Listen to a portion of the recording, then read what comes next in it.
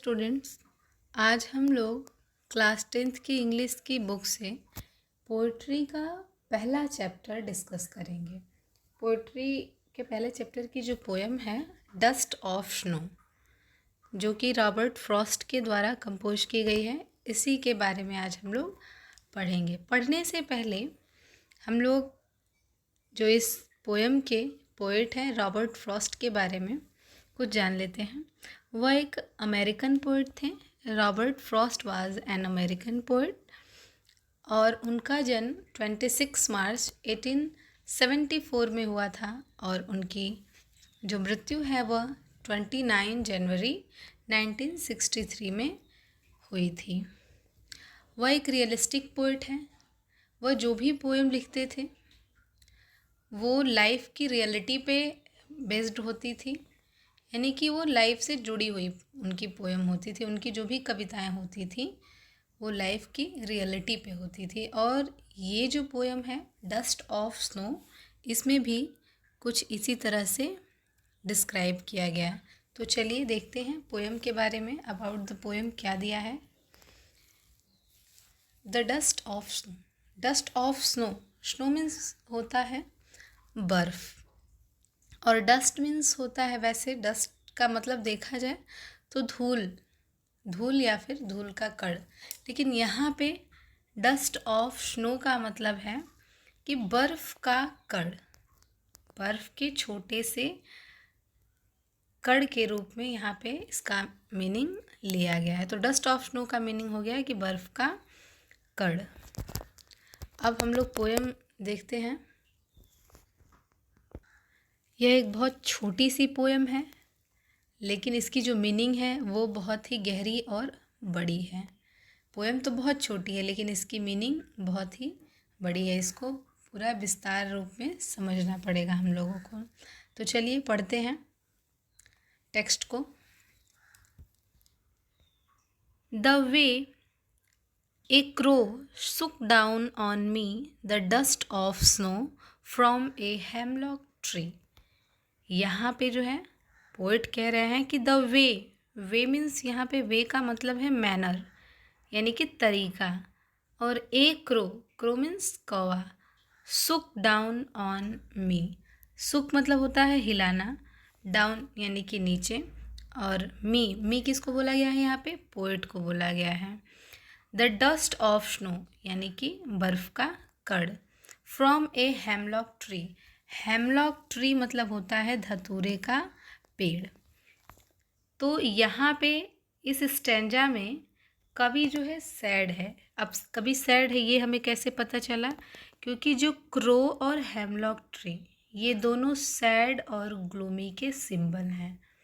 यानी कि हमारे सोसाइटी में कौवे को और धतूरे के पेड़ को शुभ संकेत के रूप में नहीं लिया गया है, इसलिए ये सिंबल ऑफ सैड और ग्लूमी है दोनों, क्रो या फिर हेमलॉक ट्री। इसलिए इस स्टैंजा में ये पता चलता है कि जो पोएट है वो इस स्टैंजा में सैड है, यानी कि पोएट इस स्टैंजा में उदास है। और क्या कह रहा है पोएट कि द वे ए क्रो, यानी जिस तरीके से एक कौवे ने सुक down on me the dust of snow from a hemlock tree. From a hemlock tree यानी कि एक धतूरे के पेड़ पर से, एक धतूरे के पेड़ को हिलाकर उस धतूरे के पेड़ पर से किस प्रकार से, किस तरीके से उस कौवे ने मुझ पर डस्ट ऑफ स्नो गिरा दिया, यानी कि बर्फ़ का कण गिरा दिया। यानी पहले स्टैंजा में कवि उदास हैं और क्या कह रहे हैं पोएट कि किस तरीके से कौवे ने ऑन मी यानी मेरे ऊपर द डस्ट ऑफ स्नो यानी कि बर्फ़ का कण उस वृक्ष को हिलाकर गिरा दिया जिस वृक्ष पर वह बैठा था। यानी किस वृक्ष पर कौवा बैठा था, फ्रॉम ए हेमलॉक ट्री, यानी कि एक धतूरे के पेड़ के ऊपर से कौवे ने उसके डाली को हिलाकर और डस्ट ऑफ स्नो पोएट के ऊपर गिरा दिया। ये था हमारा फर्स्ट स्टैंजा। सेकंड स्टैंजा में चलते हैं। Has given my heart A change of mood and saved some part of a day I had rued. अब यहाँ पे पोइट कह रहे हैं कि has given my hurt, given यानी कि दिया गया, माई हर्ट यानी मेरा हृदय, पोइट अपने हृदय को बता रहे हैं यहाँ पे, चेंज यानी कि बदलना, परिवर्तित होना, अ मूड, मूड यानी कि मनोदशा या फिर विचार, and saved some part of a day I had rued, rued यानी हो जाएगा आपका यानी कि नष्ट करना, लेकिन यहाँ पे रूड का मतलब है कि यानी दुखी रहा। पोइट फर्स्ट स्टेंजा में क्या था, दुखी था, उदास था, सैड था। अब यहाँ पे इस स्टेंजा में बताया जा रहा है, पोइट कह रहे हैं कि has given my hurt A change of mood, यानी कि जब कौवे ने डस्ट ऑफ स्नो पोइट के ऊपर गिराई तो उस डस्ट ऑफ स्नो ने पोइट के मूड को क्या कर दिया, चेंज कर दिया, इसके हर्ट को क्या कर दिया, चेंज कर दिया, मतलब कि परिवर्तित कर दिया। कवि के हृदय को कौवे ने क्या किया, परिवर्तित कर दिया, जिससे कि क्या हुआ, कवि की मनोदशा यानी कि पोइट का मूड जो था वो क्या हो गया, चेंज हो गया, परिवर्तित हो गया। And saved some part of a day I had rued. अब यहाँ पे इस लाइन में पोइट कह रहे हैं कि एंड सेव्ड, और मैंने बचा लिया, सम पार्ट, कुछ भाग, ऑफ ए डे यानी कि एक दिन का, आई हैड रूड जो कि मैंने नष्ट कर दिया था।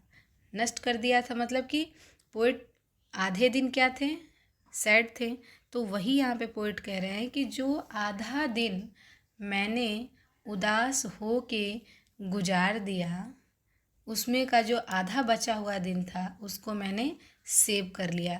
कहने का मतलब है कि जब डस्ट ऑफ स्नो पोइट के ऊपर गिरा तो कवि जो है, जो कवि की उदासी थी, यानी कि आधे दिन में जब पोइट बिल्कुल सैड था, डस्ट ऑफ, लेकिन स्नो गिरने से, उनके ऊपर गिरने से उनका मूड क्या हुआ, परिवर्तित हो गया, और अब वो पहले जितना उदास, पहले जितने दुखी नहीं रहे। इसीलिए पोइट कह रहे हैं कि जो बाकी बचा हुआ मेरा दिन था उसको मैंने नष्ट होने से बचा लिया। अब इस पोएम में देखिए क्या कहा जा रहा है कि जो क्रो और हेमलॉक ट्री होते हैं, हमारी सोसाइटी में इन दोनों को अच्छा संकेत नहीं माना गया है। कभी कभी क्या होता है कि कुछ लोग रास्ते से जा रहे होते हैं और बिल्ली ने अगर रास्ता काट दिया तो क्या करते हैं, उस रास्ते पे वो रुक जाते हैं, उधर से गुजरना नहीं चाहते, क्योंकि बिल्ली का रास्ता काटना एक शुभ संकेत नहीं माना गया है। लेकिन कभी कभी क्या होता है कि बिल्ली रास्ता काट दी और कोई व्यक्ति जा रहा है, वो इधर ही रुक जाता है, लेकिन अचानक वहाँ पे कोई ऐसी दुर्घटना घट जाती है। अब बिल्ली के रास्ता काटने से ही वो व्यक्ति यहाँ आदि रुक गया है दूसरी जगह पे, तो उस एक्सीडेंट से बच गया। तो ये सारी चीज़ें जो है बदलती रहती हैं। तो यही इस पोएम के माध्यम से ही पोएट जो है अपना एक्सपीरियंस शेयर करते हैं कि जो छोटी छोटी चीज़ें होती हैं हमारी लाइफ में, वो देखने में तो बहुत छोटी होती हैं, लेकिन उसकी जो मीनिंग होती है, जो इम्पैक्ट होता है हमारी लाइफ पे उन चीज़ों का, वो बहुत ही लार्जर होता है, बहुत ही बड़ा होता है। तो यही बताया गया है इस पोएम में कि यानी हमारी सोसाइटी में सारी चीज़ों को, कुछ ऐसी चीज़ें हैं जिनको अच्छा संकेत नहीं माना गया है, लेकिन यहाँ पे उस कौवे के ही वजह से कवि का पूरा दिन, जो आधा दिन कवि ने बर्बाद कर दिया था पूरे दिन में से, और आधा जो दिन बचा था उस कौवे की वजह से कवि ने अपना वो आधा दिन सेव कर लिया, यानी कि कवि की मनोदशा ठीक हो गई। तो मिलते हैं अब नेक्स्ट वीडियो में नेक्स्ट चैप्टर के साथ। Thank you.